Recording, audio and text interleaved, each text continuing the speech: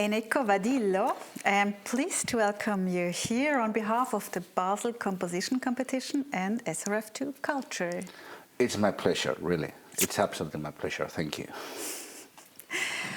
Born in Malaga, you studied piano, composition and conducting in Malaga and Madrid, and afterwards you earned a master's degree in classical composition, but also composition for screen and media at the Royal College of Music in London.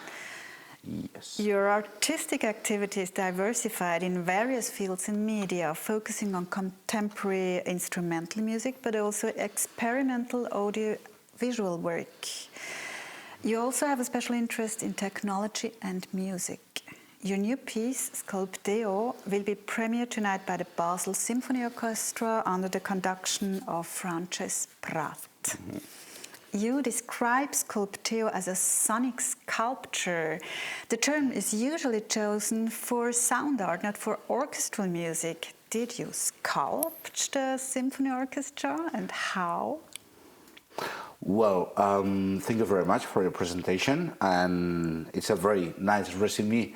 I will add a little bit of something. IRCAM, Institut for Recherche Acoustique Musicale, because it was a game changer in my creativity career, meaning that the technology, I started studying at Royal College, but then at IRCAM, working with Tristan Murail and Jean Marais, all these guys, they gave me a lot of information that changed forever the way that I thought music could be or should be.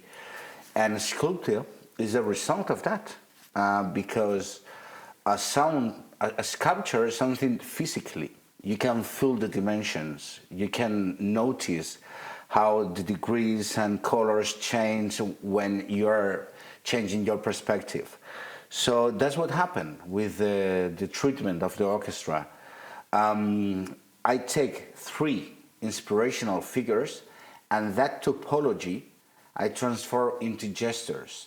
But I'm using the software, meaning music technology, in order to sculpt the sound. It's a kind of tradition that comes from the spectral school, but I expand the entire thing into the form and the structure. So the first movement is a fractal, and how can you describe a fractal? Well, there are many ways to do it, but that's the meaning of sculpture, that there's an exogenous model that gives me inspiration in order to create the shape and the form of the piece. The work actually is also divided in 3 sonic sculptures. You talked already about racine, figures and cloud gates, based upon real sculptures of Alberto Giacometti and Anish Kapoor. Where does your relationship to visual art come from?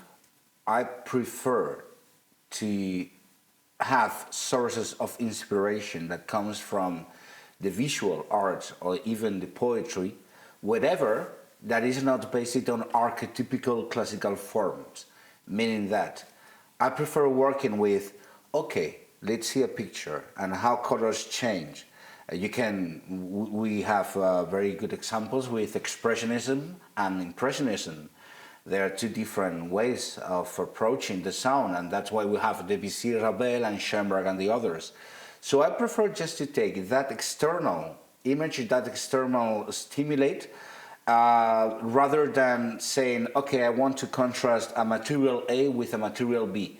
That's classical. And perhaps, or maybe, I end up doing that, but not because I want to contrast 2 ideas.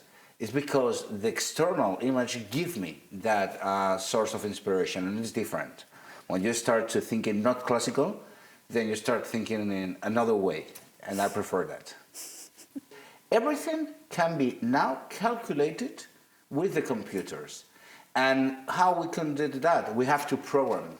We have to program with the software and give us how a tiny fraction of notes, maybe 2 notes, is expanded, but with the fractals, that the fractals is the repetition of a pattern, creating the same pattern, but bigger, more or less. So that's why I construct a racine. From a tiny gesture, the same gesture is evolved and developed throughout the entire movement, until there's no difference between the very big and the very small.